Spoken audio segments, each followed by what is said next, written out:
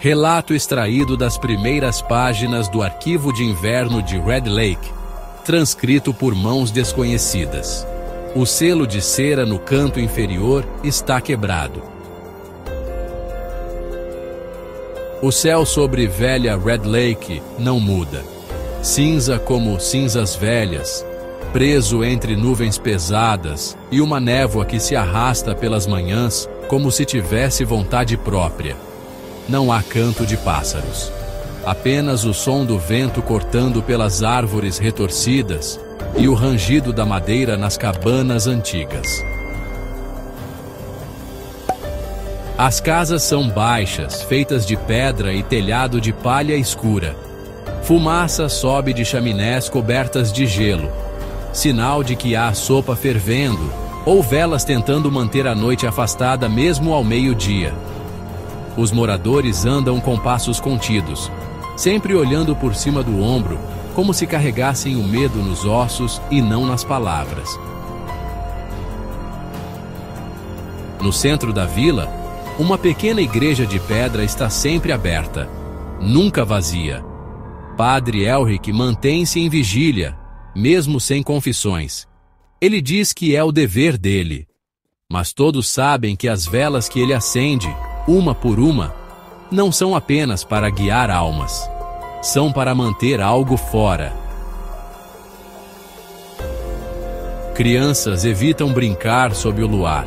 Uma delas, Meredith, 7 anos, foi vista cobrindo os ouvidos e murmurando orações que ninguém ensinou. A mãe diz que é apenas fantasia. O avô, um homem cego que passa os dias em frente à lareira, apenas escuta e sorri de um jeito que ninguém gosta. Nas margens do lago congelado, 2 pescadores encontraram, certa manhã, um peixe sem cabeça boiando em águas imóveis. O estranho não era o peixe, era a marca de uma mão, cravada em seu dorso. Mas não há gritos em Red Lake, só sussurros e preces.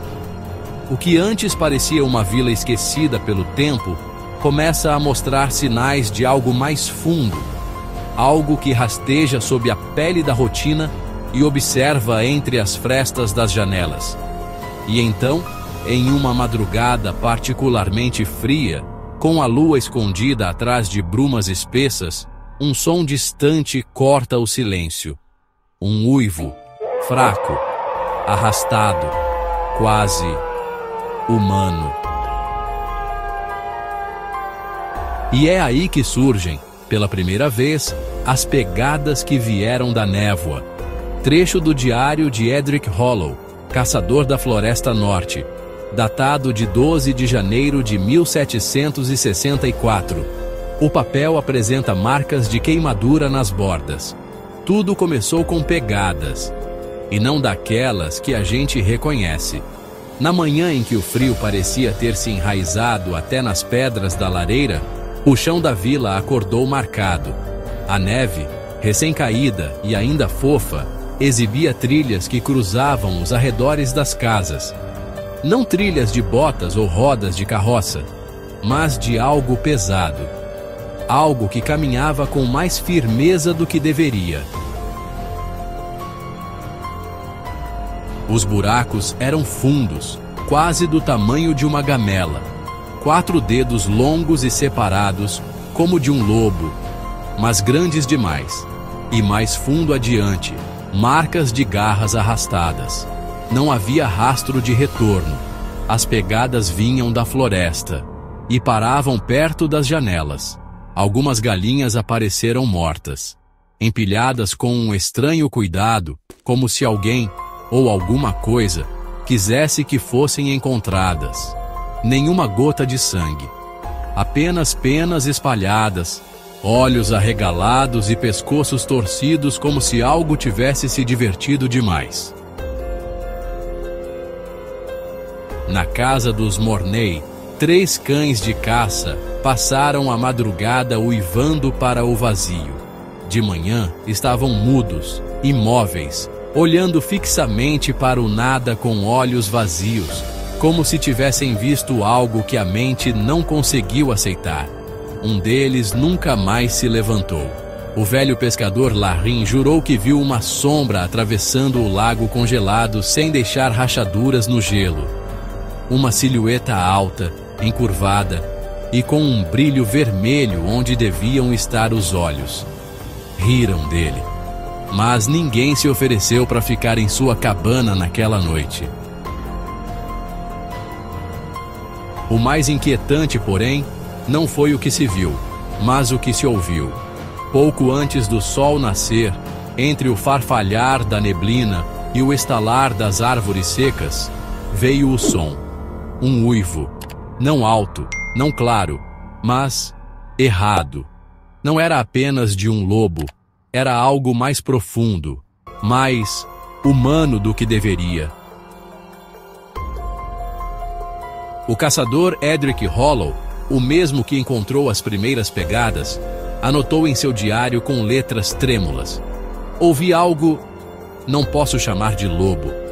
Meus ossos gelaram antes do vento chegar. Desde então, ninguém mais deixou vela apagada antes de dormir. E quando os uivos voltaram, 4 noites depois, alguém não acordou para acender a sua. Fragmento transcrito da carta de Beatrice Mornay ao pároco da vila vizinha, jamais entregue. Encontrada com a borda encharcada e palavras borradas.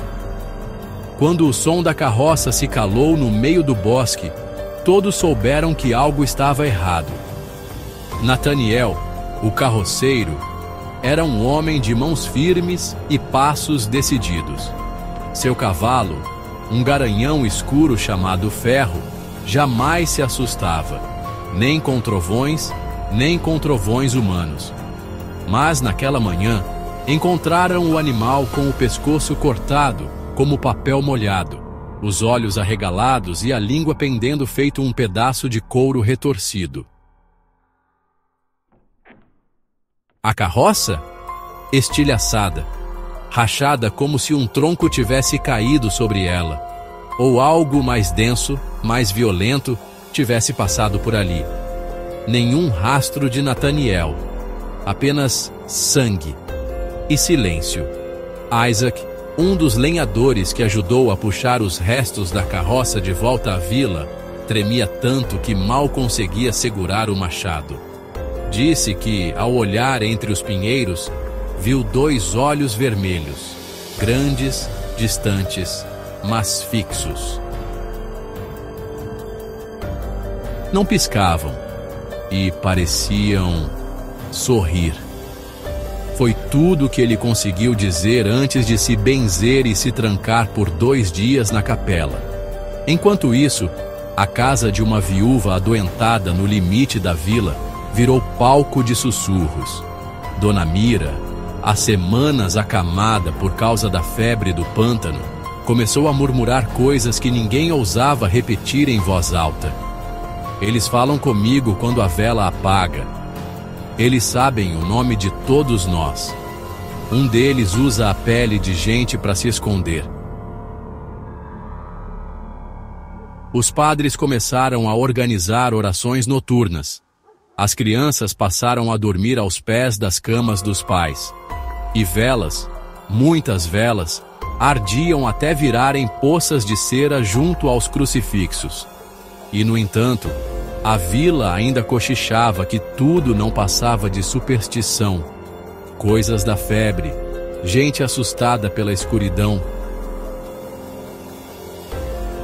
Um homem com voz quase zombeteira até parece rir de leve quando menciona a palavra lobo, como se repetir esse nome já fosse por si só uma piada diante do que realmente espreita. Porque seja lá o que arrastou aquele cavalo para a morte, o que rasgou a carroça, o que deixou pegadas maiores que qualquer besta conhecida, não é um lobo. E agora, com a próxima lua cheia se aproximando, o vento começa a carregar um cheiro estranho, algo entre ferro, pelo molhado e promessas quebradas. Foi então que Clara Henwick desapareceu.